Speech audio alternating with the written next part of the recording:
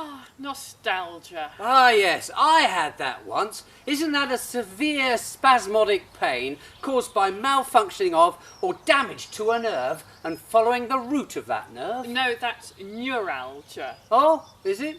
Oh, well, it was a long time ago anyway. Well, how seamless and unrehearsed. Because today on Muesli Land, we will be looking into the past. Oh. Here's a letter sent in by one of our lovely fruities. Dear Helen and Simon, why don't they put on more antiques programmes on the television? I pushed my husband off a cliff 10 years ago, and now that everyone has forgotten about his supposed accident, I want to flog his stuff off and buy widescreen telly. Thank you in anticipation, Edna Suspect, for Clifftop View in Winkleton. Well, good news, Edna, because starting today here on Muesli, we have a brand new feature on the show. Yes, indeed, Simon. Our very own antiques expert, Dusty Showcase, will be travelling the length and breadth of Muesli Land in search of all those forgotten treasures hidden away in your drawers. Lofts and garages, yes indeed. Dusty will be rummaging around in your drawers, looking for those little treasures that you thought were junk. Yes, indeed. Our new feature is called Rummaging About. It's going to be a lot of fun and may even make you a little bit better off. So, let's go and meet Dusty and his first guest. Okay. Oh. Ah, Dusty, how good to see you. And who have you got with you today? Well, hello there, Simon and Helen. Today I have a lovely lady from the industrial north of Muesli Land called Annie. Annie, welcome to the Sound of Museli. Thank you, Helen. It's so lovely to be here. I suppose it must be, far away from the smog-laden air, the sooty windowsills, the dead canary-filled streets, the little children with their heads sticking out of factory chimneys as Alice Lowry paints those freshly painted matchstalk men and matchstick twigs and logs up there in Grimesville. You don't get up north much, do you, Simon? No, not since we were going to do that feature called The North, the Plague, the Horror. Not so much going to do as wouldn't let us do, actually. Well, enough about that. Let's get back to the old stuff. How dare you? No, I mean the old pile of junk in front of you. This so-called pile of junk happens to be the prized possession of my family's lineage. What, this old teapot? Ah, now, can I stop you there, young man? This old teapot only happens to predate the famous Chinese Ming Dynasty. No. No! Yes, this beautiful teapot is the model and the forerunner and design on which the Chinese based their famous Ming Dynasty chinaware. Amazing.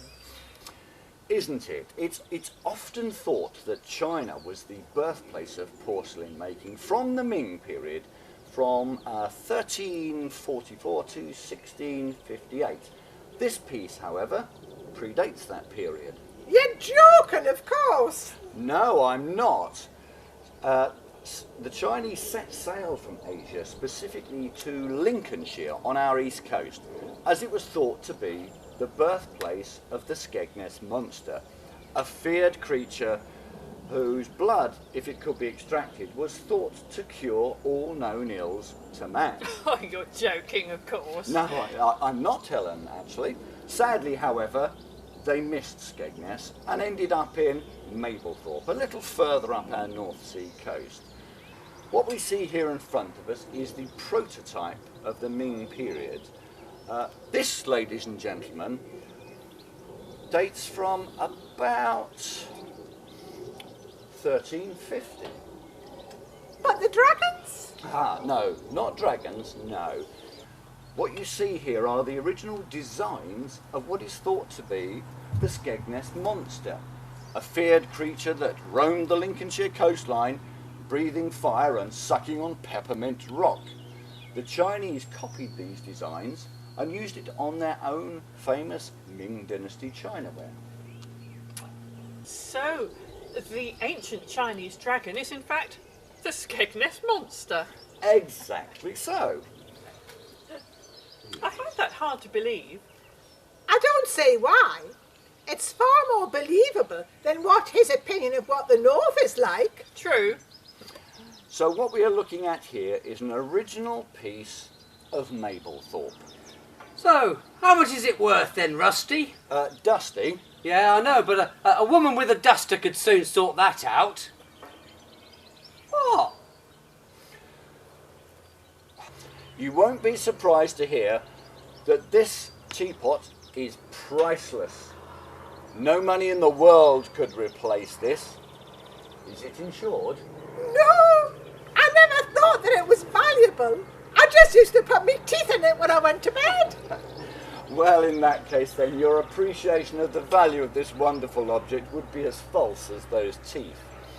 If it were mine, I would put an insurance value on it of not less than £40 billion. Good heavens! I'm rich! Oh, I'm staggered. You most certainly are rich.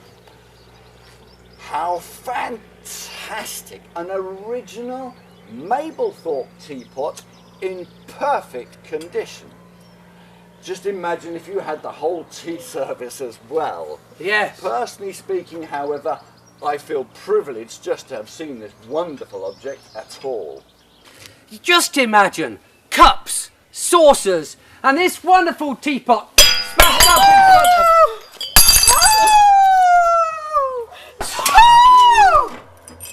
Well, you've got a few more pieces now.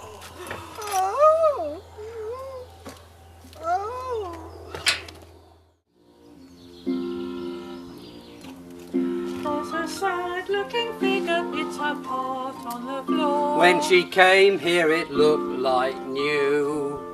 But now she is speechless and she can't say a word. All she does is cry, boo-hoo, boo-hoo.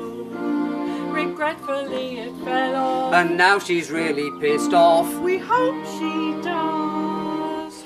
Not soon.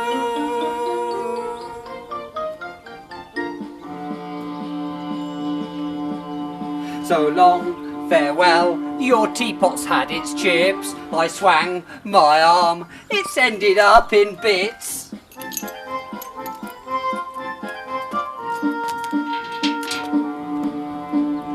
So long, farewell, you really had a gem. We'll never see another one again.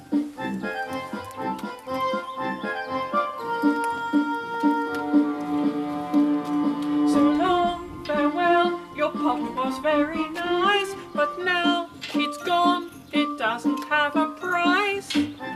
Priceless.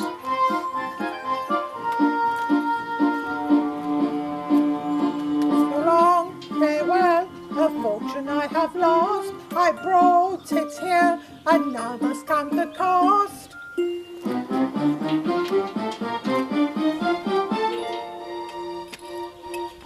So long, farewell. I think I've got this glue. We'll pick it up and put it together. It'll be as good as new.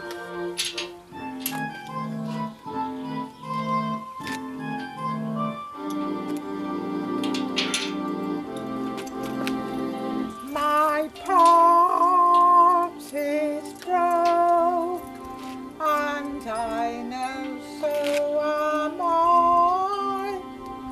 So long, farewell, oh fortune, wave goodbye. Goodbye.